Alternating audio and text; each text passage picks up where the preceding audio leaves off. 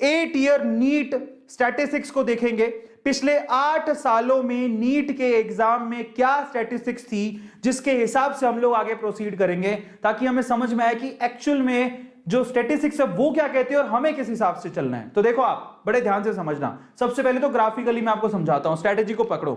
12th class से पिछले 8 सालों में 58% पेपर आ रहा है, 58% पेपर आ रहा है पूरी केमिस्ट्री के अंदर। 12वीं क्लास से 58% पेपर आ रहा है। इसका मतलब केमिस्ट्री की 12th क्लास की जो बुक है आपकी वो बहुत इंपॉर्टेंट है। और 11th क्लास से 42% पेपर आ रहा है। अभी तक पिछले 8 सालों में 279 पेपर क्वेश्चंस आए हैं और 11th क्लास से 201 क्वेश्चंस आए हैं। ठीक है, इसका मतलब क्या हुआ, 11th और 12th ग्रेड की कंपैरिजन करें तो 12th का वेटेज ज्यादा है। पिछले 8 सालों में आपसे 12th क्लास से बहुत ज्यादा सवाल केमिस्ट्री के पॉइंट ऑफ व्यू से पूछे गए हैं।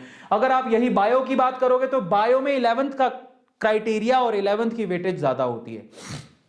तो ये हमें क्राइटेरिया पता लग गया। तो स्पेशली हमें किस पे फोकस करना है, स्पेशली हमें 12th के जो केमिस्ट्री है उसको तो बहुत अच्छे से करके जाना, और वो भी रूटीन वे में आप पढ़ भी रहे हो।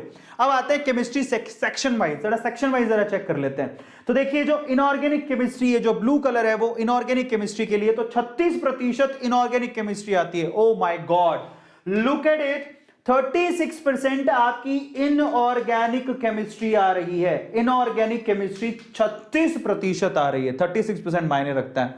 फिजिकल केमिस्ट्री येलो वो आपकी आ रही है 36%। ये फिजिकल केमिस्ट्री है ना, किसी ने सोचा भी नहीं होगा। इनऑर्गेनिक और फिजिकल केमिस्ट्री पिछले 8 सालों में 36% पूछी गई है। ऑर्गेनिक केमिस्ट्री 28% है। मुझे तो अभी भी यकीन नहीं हो रहा कि ये कैसे हो गया। मुझे लगता है कि यहां पर थोड़ी फ्लिपिंग होनी चाहिए। मुझे ऐसा लगता है कि यहां पर 36% ऑर्गेनिक होनी चाहिए थी, ठीक है, और 36% फिजिकल, ये तो सही है, और 28% आपकी इनऑर्गेनिक होनी चाहिए। वो इनऑर्गेनिक लिखना भूल गया होगा।